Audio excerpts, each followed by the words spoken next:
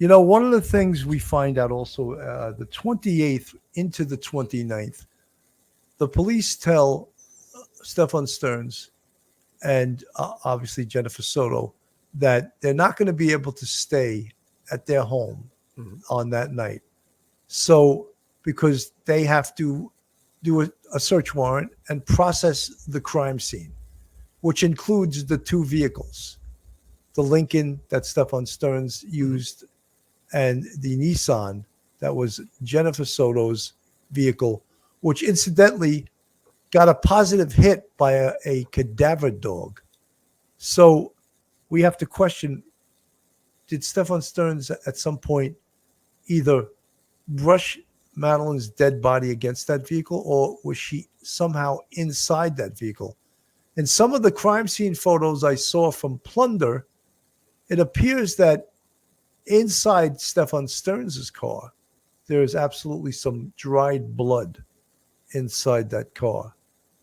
And there's some evidentiary matter inside Jennifer Soto's vehicle. Now, we don't know exactly what that is. So on the 28th, they're informed by the detectives you can't stay at your home. So what does Stephan do? I better call my dad because I'm a loser. I don't have any money to stay anywhere. So he calls his father, who's like an hour and a half away. Yeah.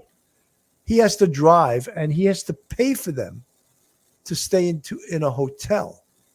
So by the time they get to bed, I believe it's 3:30 or 4 o'clock in the morning. Yeah. And at some point during the night, Stephan takes Jennifer's vehicle and he drives to, was it Parkland? He took a long drive somewhere and he got back late. The mother's house. Right. And right. He had a reason to go there. Was he was trying to get some USBs that he had some bad evidence on, and he was trying to erase them. And he was also, they did some checks, and he had done a Google search for a drug that would make someone lose their memory. I can't pronounce the drug right now, but that's what cephaloflurane, a drug that makes someone lose their memory. And he was looking for 2 USB drives that were found in a storage unit and turned over to the police. And those were the ones that had 35,000 images on it. And Stephan Sterns' father, Chris, had turned them over to the police. So Stephan goes on a ride in the middle of the night to destroy evidence. But like everything else in his life, he was unsuccessful at that. So let me go to the local TV station, does a little report on this. Reported missing. Her mom, Jennifer Soto, and Jennifer's boyfriend, Stephan Sterns, found themselves temporarily homeless. Deputies had sealed off the Kissimmee condo where they lived so investigators could photograph the potential crime scene. Detectives had also just seized Sterns' cell phone and his car, a silver Lincoln MKZ. Early that morning, the couple, along with Stephan Sterns' father, checked into this hotel near Disney. All three went to bed, but then, according to investigators, Sterns snuck out of the hotel and went on a mysterious mission. Detectives wanted to know where he went as they tried to seek justice for Madeline.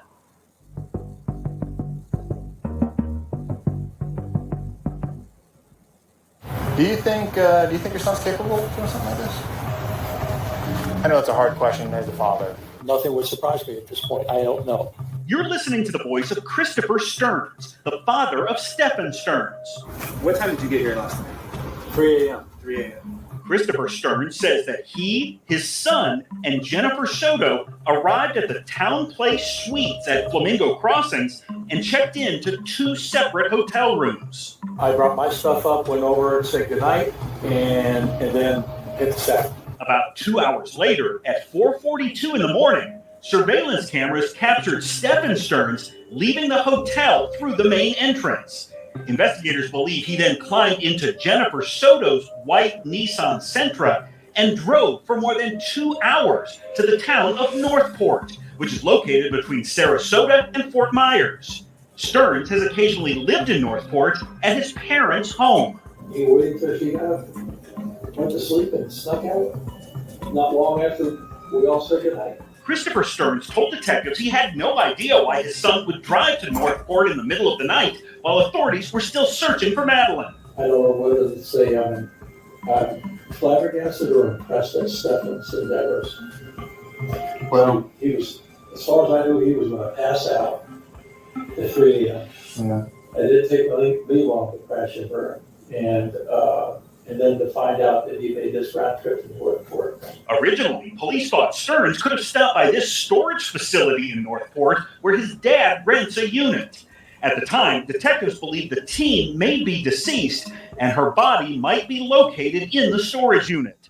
But when investigators searched the facility, nothing was found. Why would he spend nearly 6 hours driving round trip to go to Northport to the storage unit? The detectives think Stearns traveled to his parents' house that morning where his mother, Deborah, was home alone. She told police she never saw her son. You know what stopped you from getting in the house?